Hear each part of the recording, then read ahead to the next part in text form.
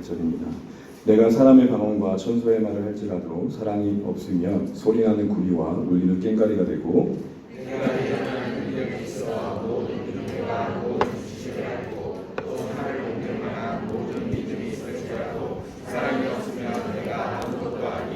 내가 내게 있는 모든 것으로 구제하고 또 내 몸을 불사르게 내줄지라도 사랑이 없으면 내게 아무 유익이 없느니라.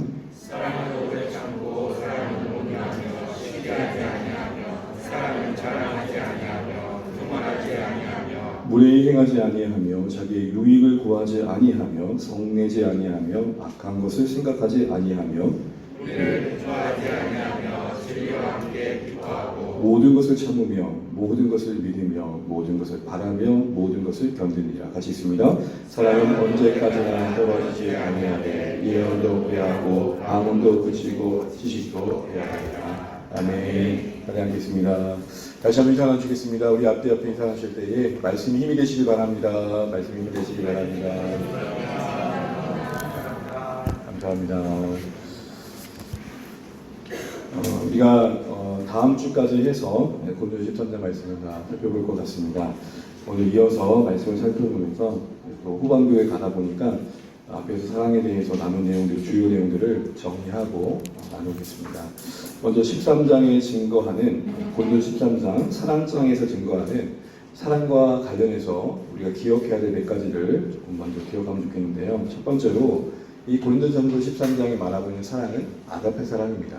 그리고 그 사랑의 설명에서 사랑의 위치는 주어입니다. 주어.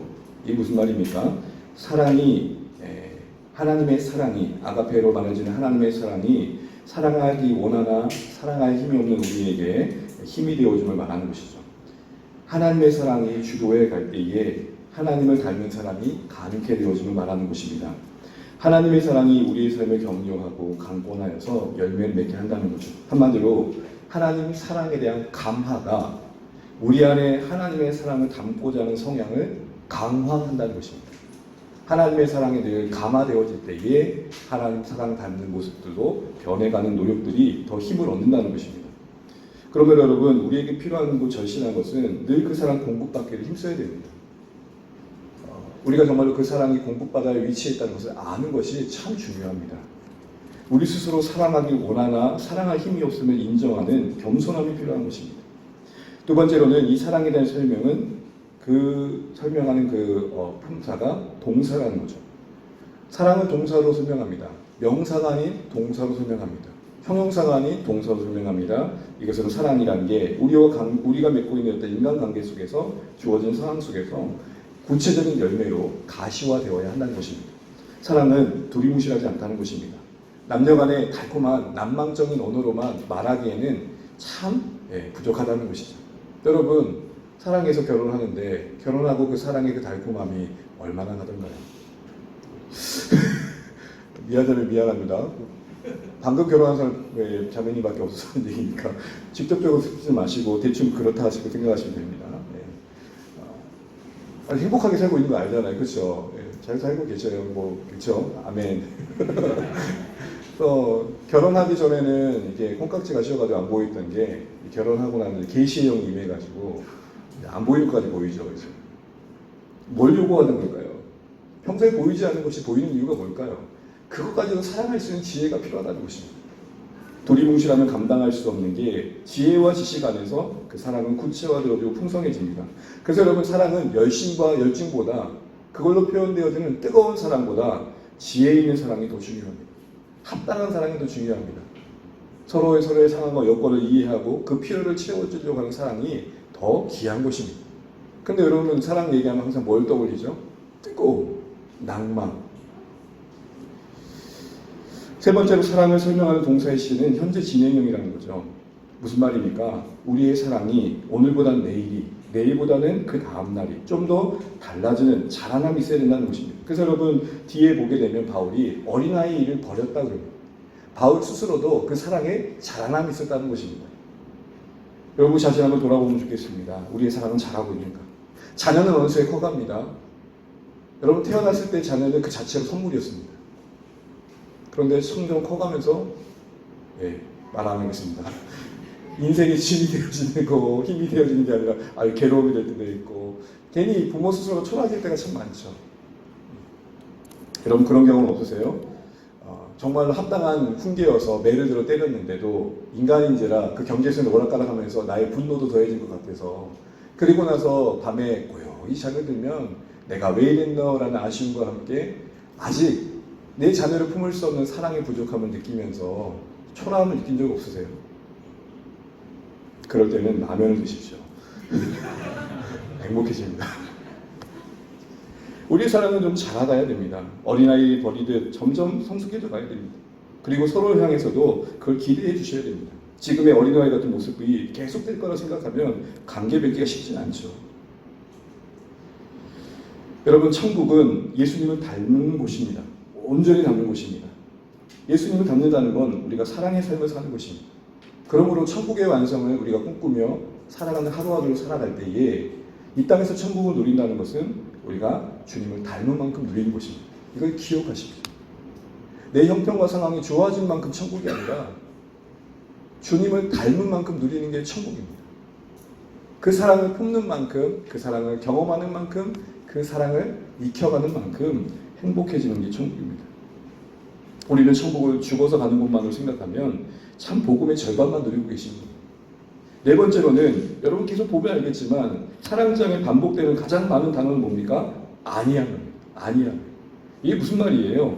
사랑은 자연스러운 낭만적인 감정을 넘어서 치열한 분투의 현장이라는 것입니다. 표현은 하지 않지만 입술을 깍 깨물고 우리의 순간순간들을 맞이하는 게 사랑의 순간이라는 것입니다. 내 몸으로 난 내 새끼인데도 불구하고 이게 적보다 더 할 때가 있죠. 우리 다음 세대를 사랑하고 축복하는 마음으로 옆에 있는 분을 안아주시면 좋겠습니다. 우리 하민이 하진이 축복해, 하영이 하진이 축복하고, 네, 축복한다 얘들아 사랑해. 제가 설교하면서 괜히 감정이입되는 것 같아서 이해해 주시기 바랍니다. 사랑의 현실이 녹록지 않다는 것을 아는 게 필요합니다. 우리의 내면의 현실이 교만하고 시기가 가득하고 자랑하길 좋아하고 때로는 내 것을 주장하기 위해 상대방 것을 어떻게 해도 상관없다는 생각을 무례할 때가 많고 그런 생각을 품는 무례함이 있을 때가 많고 본질적으로 내 이익을 추구하다 보니까 사랑이 어렵죠. 여러분 동화책을 보다 보면 그 엔딩이 어떻던가요? 왕자와 공주가 만나 행복하게 살았더라. 그 이후에 이야기가 나온 거 보셨습니까? 제가 본 동화책에는 그런 뒤에 얘기가 나온 걸 못 봤습니다. 왜 그럴까요? 만약 그 뒤에 이야기를 다 들으면 더 이상 동화가 안 될걸요. 아마 잔혹사 정도? 인정한다는 건 뭡니까? 이런 현실을 인정한다는 건 체념일까요? 야 진짜 할 수 없는 거구나 이런 마음일까요? 아니요. 하나님께로 더 가까이 가는 마음을 품는 것입니다. 앞서 말씀드린 것처럼 사랑은 하나님의 사랑이 주어가 되어야 된다고 말씀드렸습니다.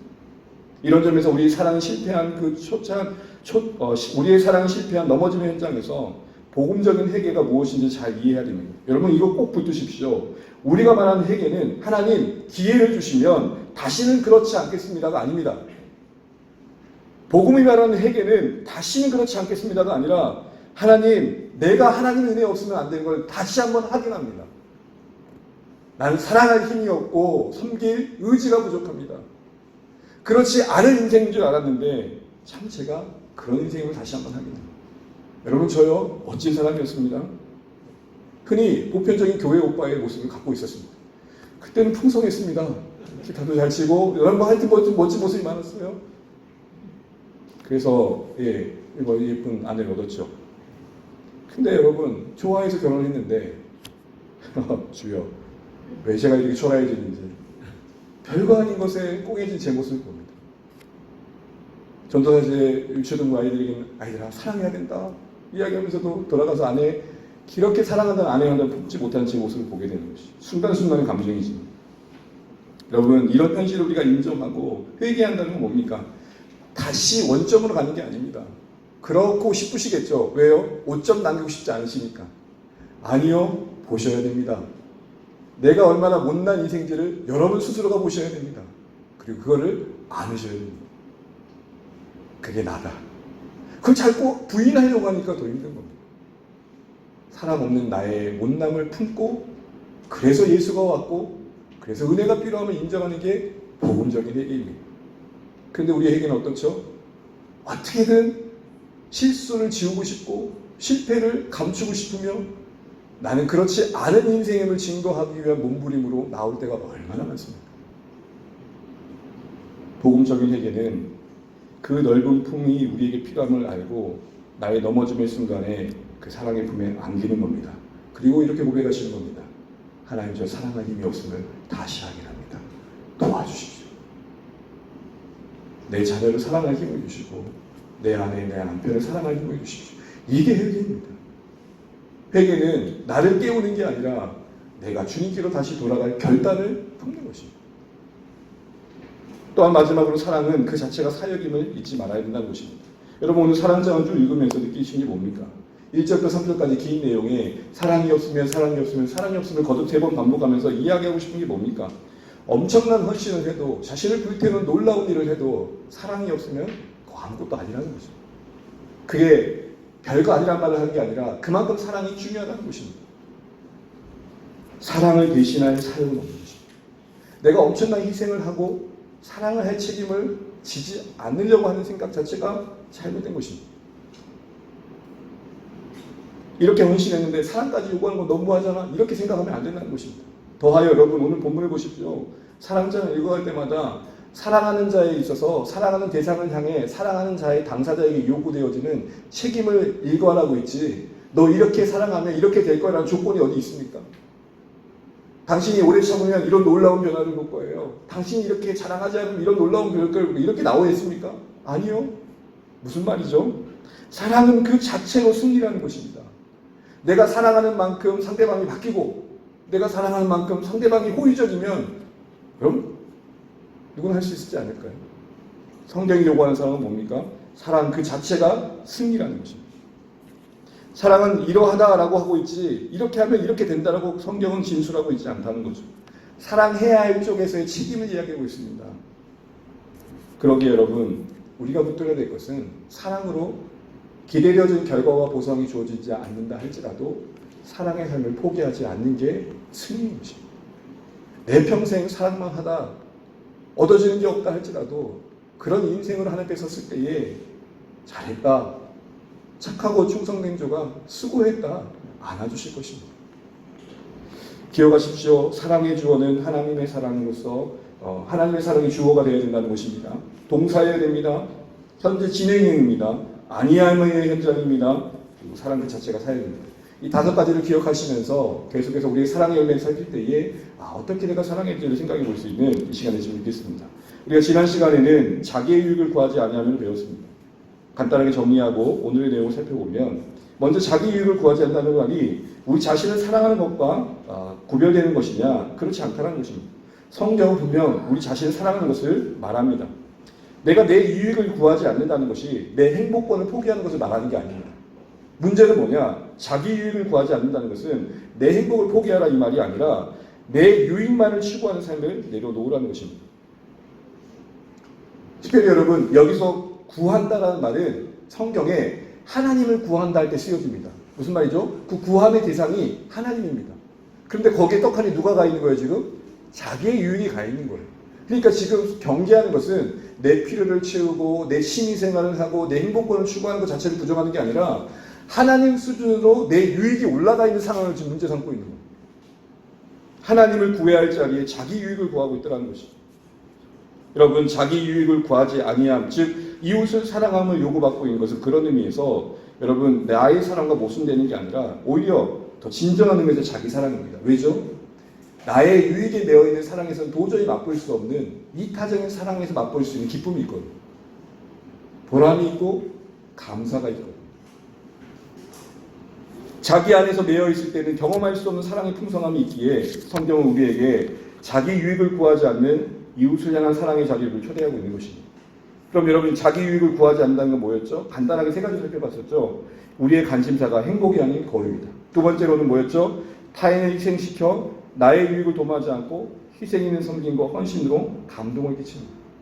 또한 3번째로 뭐였습니까? 나와 나의 공동체만의 유익을 구하지 않고 하나님 나라의 전체를 보는 넓음입니다. 그래서 여러분, 사랑이 없다는 말을 엄밀히 말하면 사랑이 좁다로 바꿔야 된다 그랬죠.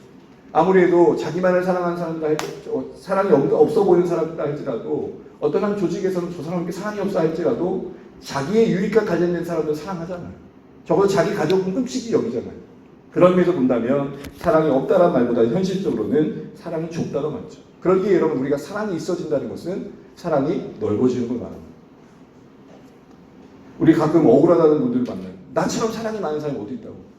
근데 우리는 그 사람에게 사랑이 없다라고 얘기할 때는 그의 헌신과 열정을 지적하는 게 아니라 좁음을 말하는 건데, 당사자는 그 좁다라는 것을 이해하지 못하고 헌신도를 얘기해요. 성경의 사랑은 뭐예요? 헌신도 헌신이지만 더 넓어지는 겁니다. 여러분, 우리 스스로가 착각하지 말아야 될 게, 내게 사랑이 많아진다는 것은 이전에 하지 않았던 헌신이 더 많아지는 것도 있겠지만 더 중요한 본질은 넓어지는 겁니다. 넓어지는 것. 그게 기독교 사랑입니다. 벽이 허물어지는 겁니다. 교회가 품을 수 있는 사람들을 나도 품어가는 것입니다. 공동체가 사랑이 많아진다는 것도 바로 그런 것입니다. 나의 부서와 나의 목장이 아닌 교회 전체를 보는 거죠. 하나님 나라 전체가 보여지는 게 사랑이 넓어지고 있는 것입니다. 이렇게 자기 유익을 구하지 않기 위해서는 우리가 이겨낼 우리 안에 타락한 본성이 있음을 말씀드렸습니다.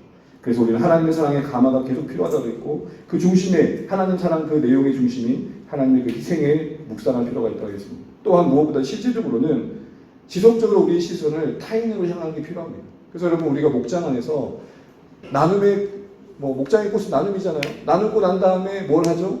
서로 기도하고 또 VIP를 점검하고, 그리고 선교사님들을 이야기해요.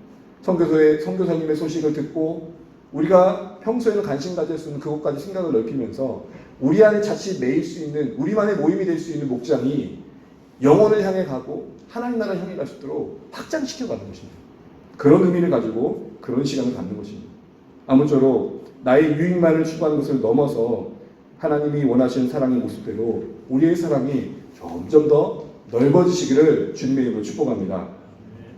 이제 오늘 말씀을 보게 되면 8번째, 9번째 열매 함께 따라하시죠. 성내지 아니하며 악한 것을 생각지 아니하며. 시작. 첫 번째 성내지 아니하며를 보게 되면 번역은 능동태로 되어 있지만 원래 의미는 수동태입니다. 그래서 이렇게 번역이 됩니다. 그 어떤 것에도 분내도로 자극받지 아니하며. 그러니까 사랑이라는 게 어떤 것에 자극을 받아서 쉽게 날카롭게 되지 않음을 말하는 것입니다. 어떤 외부의 자극에 쉽게 격동되어 가지고 내가 지혜된 본성을 따라 부패한 감정을 다스리지 않고 폭발시키는 겁니다. 결국 한마디로 말한다면 성내지 아니한다는 것은 좀 은혜롭게 반응해라. 마음을 다스리고 은혜롭게 반응하는 게 사랑이다. 이렇게 얘기를 하는 것입니다. 여러분, 이렇게 보면 성내지 않은 것 자체가, 그 감정 자체가 문제인가? 여러분, 어떤 감정도 느끼지 않는 게 맞는 것인가? 아니, 그렇지 않죠. 하나님 우리를 인격적인 존재로 지으셨습니다. 바위와 같이 무체로 지으신 게 아닙니다. 무정의 상태로 만드신 게 아니라는 거죠. 여러분, 예수님께서도, 완전한 인간이셨던 예수님께서도 성전에 거룩지 못한 모습을 보시고 격동하셨잖아요. 분내셨잖아요. 다음 주에 살펴보겠지만 어쨌든 그 의분을 가지고 하나님 나라가 이루어지지 않는 그것을 개탄해하셨죠. 예수님께서도 온전한 인성을 가지시고 기뻐함을 보이셨고 슬픔을 보이셨고 때로 분노의 감정을 보이셨습니다. 여러분, 감정 자체가 잘못된 게 아닙니다. 그 감정이 제된 본성과 만나 다스려지지 않아 내 인격과 타인의 관계를 허물어뜨리는 게 문제인 것입니다. 그래서 여러분, 사랑이 성내지 아니한다의 본질적인 초점은 우리 안에 모든 분노의 감정이 사라진다는 게 아닙니다. 사랑이 우리 안에 성내지 않게 한다는 말은 쉽게 분을 내지 않는다는 말의 원래 의미는 하나님의 사랑이 우리 안에 충만하게 되면 분노의 이유가 바뀐다는 것입니다. 하나님의 사랑이 우리 안에 역사하면 화내의 이유가 바뀐다는 것입니다.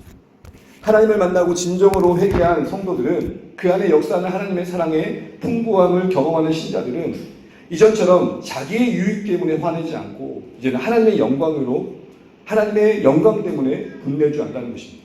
여러분, 짜증과 의로운 분노는 같을까요, 틀릴까요? 틀린 거예요. 신경질적인 반응과 짜증과 의분은 분노라는 성격에서는 비슷할지 모르지만 내용은 다른 거죠. 그러므로 여러분, 성내지 아니한다는 말의 의미는 모든 분노의 감정을 부정하는 게 아니라 우리 분냄의 이유가 무엇인가, 무엇으로 말미암은 것을 다시 한번 돌아보게 하는 말씀인 것입니다. 내 명예를 위해 화를 냈다면 이제는 하나님의 명예를 위해 거룩한 분노를 갖는 게 주님의 사랑이 역사하는 신자의 모습이라는 것입니다. 그런데 우리는 보통 성낼 때 뭐 때문에 성내죠? 뭐 때문에 짜증내죠? 의분보다 짜증이 많은 이유가 뭐죠? 앞서 자기 유익을 구함이 더 여전히 강하기 때문에 그렇습니다. 자기 사랑으로 가득한 우리는 내 이익이 조금이라도 침해를 받게 되면 짜증을 냅니다. 여러분 자녀들 보세요. 뭘로 싸우죠? 네 거 내 거로 싸우잖아요. 공유가 없잖아요. 공감이 없잖아요. 다 네 거 내 거잖아요. 여러분 뭐에 민감하십니까? 어떤 이 유익을 침해받을 때, 어떤 인격을 침해받을 때에 소위 나름의 아킬레스건이라고 한다면 무엇이 있으십니까? 어떤 사람은 자존심을 건들 만한 말을 했을 때, 또 용납하지 못한 말을 했을 때, 행동을 했을 때 그럴 것입니다. 어떤 명예의 부분이 걸려있는 부분을 건들 때, 특정 언어에, 어떤 버릇없는 행위에. 여러분 저는 외모 가지고 그렇게 분노하지 않습니다. 외모를 가지고 저한테 뭐라고 하셔도 형 괜찮습니다. 왜요? 자존심이 충만하니까. 이 정도면 괜찮죠? 괜찮아요. 누가 저 외모 가지고 뭐 이렇게 못생겼어요? 저는 아무런 생각 안 해요. 근데 뭐에 저는 분노를 하냐면 상당히 버릇없는 행동을 할 때, 아 이건 완전히 격동하는 거예요. 여러분 아킬레스건 뭡니까? 묻는 이유가 있어요. 제가 조심하려고. 어떤 분은 말 한마디에, 어떤 분은 어떤 행동에, 표정에 의도하지 않은 어떤 모습들을 위해서 분노하는 분들이 계세요. 다 뭐죠? 자기 유익의 침해를 받은 거예요. 대충 우리의 분노는 그럴 때가 많아요. 그럼 여러분 그 뭐라 그래요? 한마디로 짜증이라고 그러는 거예요. 우리의 모습은 어떻습니까? 화는 내는데 너무 쉽게 화를 내는 모습이 있지 않습니까? 외부의 자극이 들어오면 거의 순간 반응 속도를 거의 LTE급으로 하고 있지 않습니까? 그리고 그렇게 분을 내는 이유가 의분이라고 말할 수 있겠지만 혹 중심의 내 이익의 침해는 아닌가. 이런 분노들은 여러분 부정적인 결과를 낳는 거 우리가 너무 잘 알고 계실 것입니다. 무엇보다도 이런 성냄, 이런 분냄들은 바로 우리의 영혼과 우리의 신앙을 황폐화시킵니다. 그래서 황폐화된 토양은 자연스럽게 식물이 자라기보다는 악의 생각이, 악한 생각이, 제된 생각이 자라기 좋은 토양이 만들어집니다. 사랑하며 어떻게 누군가를 도울까 생각했던 마음이 살아가는 내내 어떻게 하면 복수할까, 안 갚으면 할까, 이런 못된 생각들로 가득하게 된다는 것이죠. 그 상처가 그의 사고의 세계를 망가뜨려가지고 풍성함을 누리지 못하게 하는 거예요. 꽃이 폈는데도 와, 꽃 폈다는 생각도 못해요. 에이, 지저분하게 꽃이 폈어. 여러분 군대에서 열심히 겨울에 눈을 씁니다. 처음에 쓸어요. 좋아요. 또 내려요. 그럼 어떻게 될까요? 하늘에서 쓰레기가 내리죠. 마음에 상처가 생기고 마음이 이렇게 황폐하게 말라버리면 여러분 우리의 토양에서 선한 것이 나오지 않습니다. 근데 여러분 이런 상처가 치유되지 않으면 독이 되지만 잘 치유가 되면 약이 되는 것입니다. 이런 의미에서 여러분 성냄이 우리의 영혼을 얼마나 황폐시킨가의 문제점을 인식할 필요가 있습니다. 그리고 그때그때마다 잘 다스려가야 됩니다. 또한 이 성냄은 관계 속에서 상대방에게 원치 않은 상처를 주고 모욕감을 줄 수 있어 관계를 깨뜨리기도 합니다. 무엇보다도 하나님의 뜻을 막습니다. 우리 야고보서 1장 20절 읽겠습니다. 야고보서 1장 20절 노트 보시고 한번 읽겠습니다. 시작. 내 사랑하는 형제들아 너희가 알지니 사람마다 듣기는 속히 하고 말하기는 더디하며 성내기도 더디하라. 사람이 성내는 것이 하나님의 의를 이루지 못합니다. 아멘. 듣기는 속히 하고 말하기는 더디하고 성내기도 더디하라면 이어진 말씀이 뭐예요? 사람이 그렇게 쉽게 분내는 게 하나님의 의, 하나님이 원하시는 그 뜻을 막는다라고 말합니다. 분냄 때문에 어그러지는 하나님의 일들이 있더라고 말씀하는 것입니다. 그렇지만 여러분 이런 심각한 지적을 알면서도 연약한 우리에게 분노의 감정이 불길처럼 일어날 때가 얼마나 많습니까? 이럴 때 성경은 죄짓지 않도록 주의하라고 말합니다. 분노의 감정을 다스려라라고 말합니다. 에베소 4장 26절 27절 계속 한번 읽어보겠습니다. 시작. 분을 내어도 죄를 치지 말며 해가 지도록 분을 품지 말고 마귀에게 틈을 주지 마라. 이 말씀을 잘 보십시오. 분이 일어날 수 있다는 겁니다. 그러나 그 분이 죄 지는 데까지는 가지 말라는 겁니다. 이 말을 바꿔 말하면 분을 다스려라고 말합니다.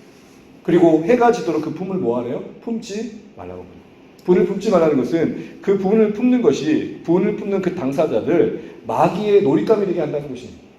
그래서 여러분 이어진 결론이 뭐예요? 마귀에게 틈을 주지 마. 마귀의 놀잇감이 된다는 게 뭐죠?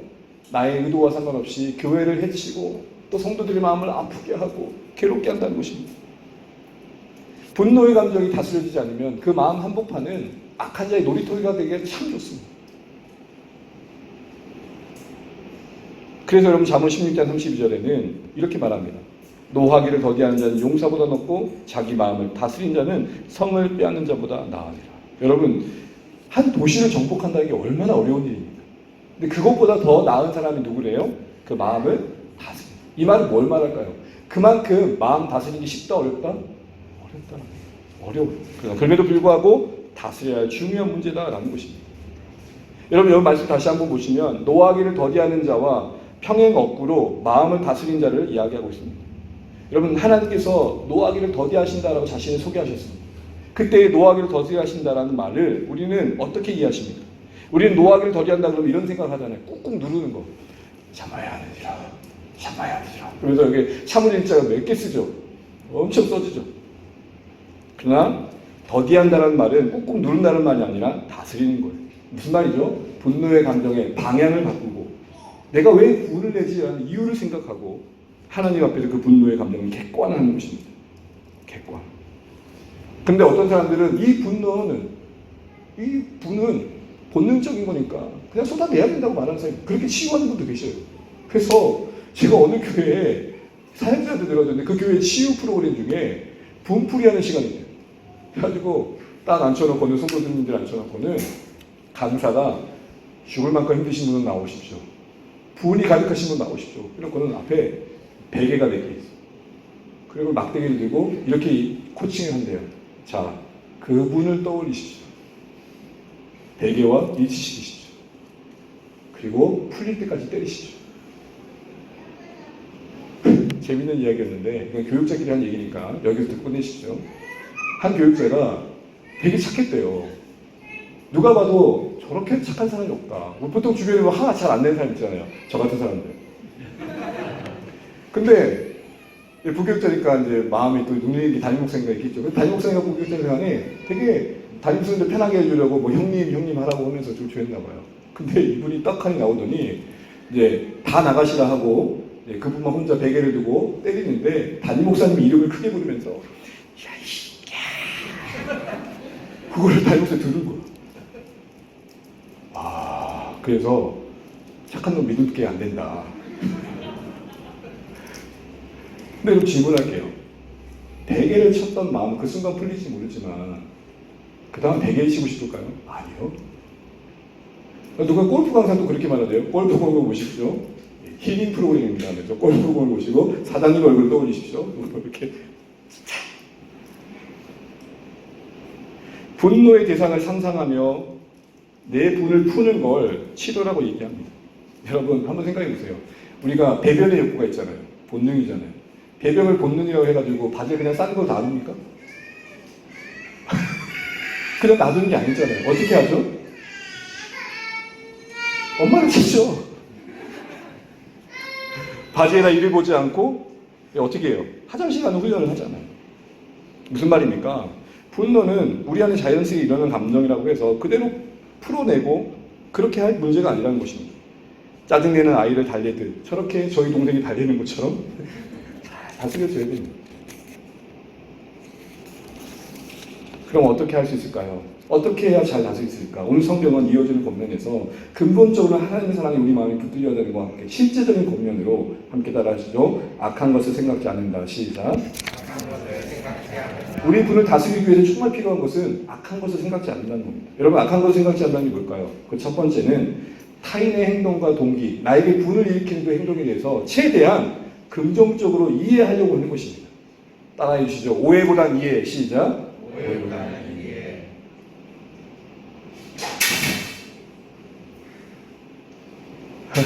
괜찮아요. 네.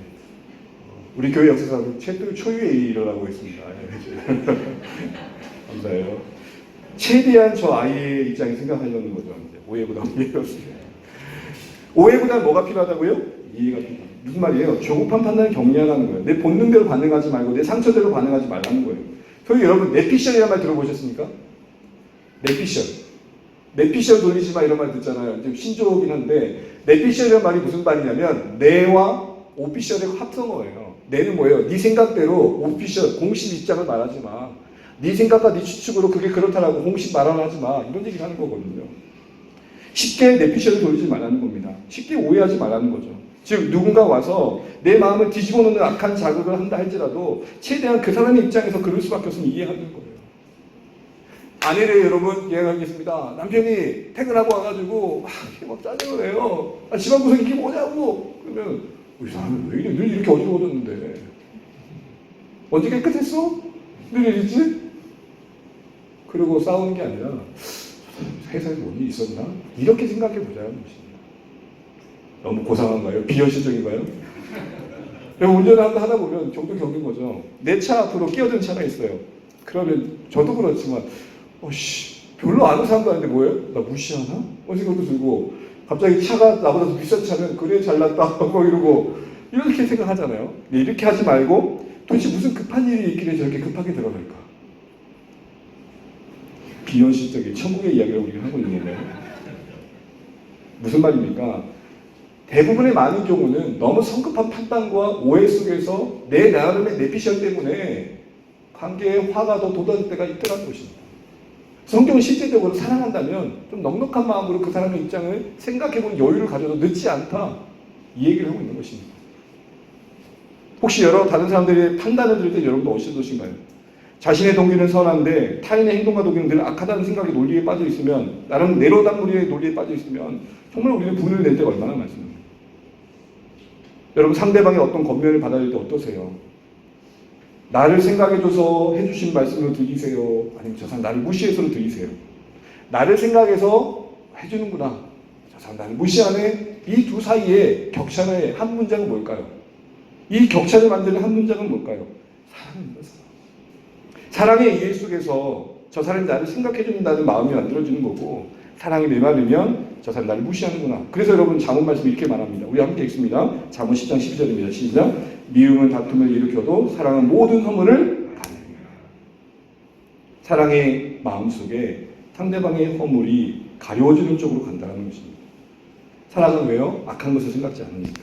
타인에게서 악한 동기를 찾지 않고 그를 비판할 거리를 찾지 않는다는 것입니다. 왜요? 하나님의 사랑은 우리 안에 간대함을 만들거든요. 그래서 여러분 악한 생각을 하지 않는다는 것 두 번째는 뭐냐면 나쁜 것을 오래 간직하지 않는다는 것입니다. 자, 악한 것을 생각하지 않는다 첫 번째는 뭐라고요? 오해보다는 이해를 하려고 해요. 최대한 긍정적으로 그 사람 입장에서 생각해요. 두 번째는 뭐라고요? 악한 것을 오래 꼭 물러두지 않는다. 여러분 법적 판단 중에 집행유예라는 말 아시죠? 집행유예가 뭡니까? 지금은 형을 집행하지 않지만 간찰 기간을 두는 거죠. 집행유예 2년 그러면 2년 동안 지켜볼 테니까 조심하세요. 똑같은 일을 반복하면 바로 구형됩니다. 이런 얘기잖아요.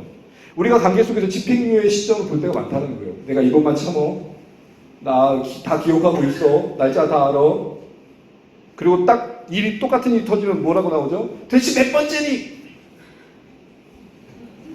일단 지금은 참지만 또 그래봐라고 지켜보는 관점에서 가중처벌에 대하겠다는 가중처벌의 관점에서 우리 관계를 보면 우리 이 분노가 터져나올 수밖에 없다는 것입니다. 근데 여러분 다시 한번 생각해 보시죠. 고린도 13장의 논리는 뭐냐면 우리가 어떤 사랑을 받았냐는 거예요. 우리가 어떤 사랑을 받으셨냐는 거예요. 하나님의 사랑은 뭐죠? 기억치 않으시는 사랑. 우리 이사야 43장 25절입니다. 함께 읽습니다. 시작. 곧 나는 나를 위하여 내 허물을 도말하다니 내 죄를 기억하지 아니하리라. 우리 하나님이 우리에게 베푸신 사랑, 그 용서는 기억지 않으십니다. 그 결과가 우리 상처가 싸매어질 수 있었다는 것입니다. 그 완전한 사랑 안에서 우리 사랑이 회복될 수 있었다는 것입니다. 이런 사랑을 경험한 신자들은 그 사랑의 성향과 역사를 따라 자연스럽게 이해와 간용적으로 흘러가게 되어 있는 것입니다. 무슨 말이냐? 하나님의 사랑이 만든 그 심령은 타인의 말과 행위의 근거에서 일어나는 모든 악한 생각들이 공존하지 않는다는 것입니다. 더 쉽게 말하면 오해보다 이해를 하려고 그러고 또한 안 좋은 기억들을 빨리빨리 털어내려고 한다는 것입니다. 여러분 그런 말 들으셨습니까? 은혜는 돌에 새기고 나쁜 추억과 나쁜 기억들은 물에 새겨라. 근데 우리 거꾸로 하죠. 은혜는 어디다 새겨요? 물에다 새기고 상처는 각골난망이라. 우리가 마음속에 뭘 더 간직하냐를 성경은 물어보고 있는 것입니다. 여러분 요즘 최근에 뭘 더 간직하고 계십니까? 뭘 더 품고 계십니까? 그게 성내지 아니함을 만드는 중요한 단서가 된다는 것입니다. 어떤 사람은 늘 좋은 기억만 있어서 그럴까요? 아니요. 우리 모두가 다 사랑받기도 하고 상처받기도 합니다. 정도의 차이는 있겠지만 어느 인생도 사랑만 받는 인생이 없고 상처만 받는 인생이 없습니다. 무슨 말이죠? 선한 것을 더 기억하자는 것입니다. 여태껏 살아오시면서 여러분 안 좋은 기억, 나쁜 기억 참 많을 텐데 그 오래 품지 않기를 바랍니다. 오히려 받으신 그 사랑, 고마움들을 더 많이 품으십시오. 그 안에서 우리 안에 하나님이 원하시는 마음들이 만들어지게 된다. 이 얘기를 하고 있는 것입니다. 사랑하는 성도 여러분, 말씀을 이제 맺어 가겠습니다. 오늘의 말씀은 하나님의 사랑은 우리 안에 역사할 때에 성내지 아니한다 합니다. 우리 안에 일어나는 모든 분노의 감정을 부정하는 게 아닙니다. 왜 화내고 있는지를 묻고 있는 것입니다. 성내지 아니함은 그 어떤 외부의 자극에 너 왜 이렇게 격동하는지를 묻고 있는 것입니다. 만약 그것이 내 이익에 침해당함이라면 아니라는 것입니다. 그게 신경질이면 아니라는 것입니다. 우리가 분을 낸다면 그것은 의분이셔야 될 것입니다. 하나님을 사랑하기에 이 땅에 창조주 하나님의 영광에 침해당하기에 괴로우심으로 말미암은 의분이면 좋습니다. 그러나 내 콩할 만한 그 이익에 침해당한다. 내 자존심이 짓밟혔다고 화를 내고 있다면 기억하라는 것입니다. 우리가 어떤 사랑을 받았는지.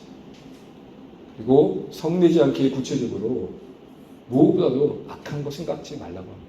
두 가지입니다. 최대한 타인의 행동과 모습에서 긍정적으로 보려고 하라는 것입니다. 그 사람이 나를 위해 저 사람이 나를 정말 생각해줍니다. 또한 두 번째는 뭐라고요? 마음에 악한 것을 너무 오래 품고 있지 말라는 것입니다. 여러분, 목장에서 정말 힘들었던 것도 나누시고 난 다음에는 다시 담지 마십시오. 그것으로 끝내십시오. 그리고 격려를 담고 공감을 담고 축복을 담으십시오. 그러면서 우리는 혹 성내어서 우리 영혼의 한패함과 혹 성내어서 지켜야 할 관계를 깨트림과 혹 성내어서 교회 공동체가 이루어져야 하나님의 뜻을 거스르는 일이 되지 않는 자리에 설 수 있을 것입니다. 주 안의 모든 가족들은 하나님 사랑의 선한 역사하심 안에서 우리 모두가 품고 있는 이 본성인, 이 본능에 가까운 이 분노의 감정을 잘 다스리셔서, 아니 잘 달래셔서 하나님의 뜻을 이루는 그 일에 아름답게 쓰임받는 우리의 모습 되시기를 주님의 이름으로 축복합니다.